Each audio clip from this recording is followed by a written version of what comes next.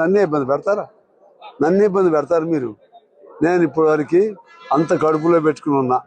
ఎందుకంటే గరళం మింగిన శివుడిలాగా, గరళం మింగిన శివుడిలాగా ఉన్నా నేను. ఇక ఆ మేరకు అర్థం కాదా మీకు? ఇంగిత జ్ఞానం లేదా ఆ మేరకు? మీ ఇష్టం వచ్చినట్టు చేస్తారా? అదే చెప్తున్నాం. ఇక ఇది ఆఖరి రోజు.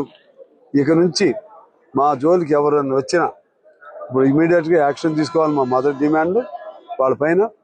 అదేవిధంగా ఈ అరాచకాలు చేస్తున్న వాళ్ళని తక్షణం ఇక్కడి నుంచి ట్రాన్స్ఫర్లు కూడా చేయాల్సిన అవసరం ఉంటుంది. రెండోది, ఎవరైనా సరే సిపిఐ కార్యకర్తలు కానీ లేదా ప్రజల మీద కానీ, అమాయక ప్రజల మీద కానీ మీరు దౌర్జన్యం చేస్తే ఏ పోలీస్ అధికారి అయినా మరి ఎవరైనా సరే ఊరుకునే సమస్య లేదు.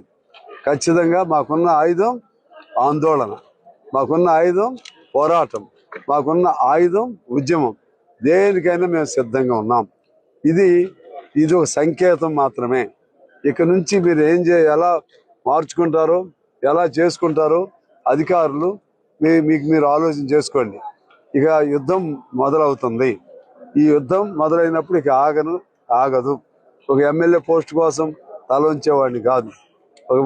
ఏదో ఇంకేదో వ్యక్తిగత ప్రలోభాల కోసం తల వంచను నేను. ఇది నేను కమ్యూనిస్ట్ పార్టీలో చేరిన దగ్గర నుంచి నేను అసలు సిసలైన కమ్యూనిస్ట్గా జీవితం గడిపిన వాడిని. ఎన్ని అవమానాలు భరిస్తాం? 2 ఏళ్ల నుంచి ఇదే అవమానం. గెలిచిన దగ్గర నుంచి ఒక ఎమ్మెల్యేగా నన్ను చేయనిస్తున్నారండి మీరు? ఒక ఎమ్మెల్యేకి చేయనిస్తున్నారా? ఇది ఎంత అరాచకం ఇది!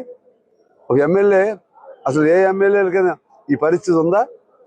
ఇంత ఈ పద్ధతుల్లో చేస్తూ ఏమవ్వాలి? ఏం చేయాలని మీరు అంటే? పిల్లినైనా గదిలో పెడితే తిరగబడుతుంది.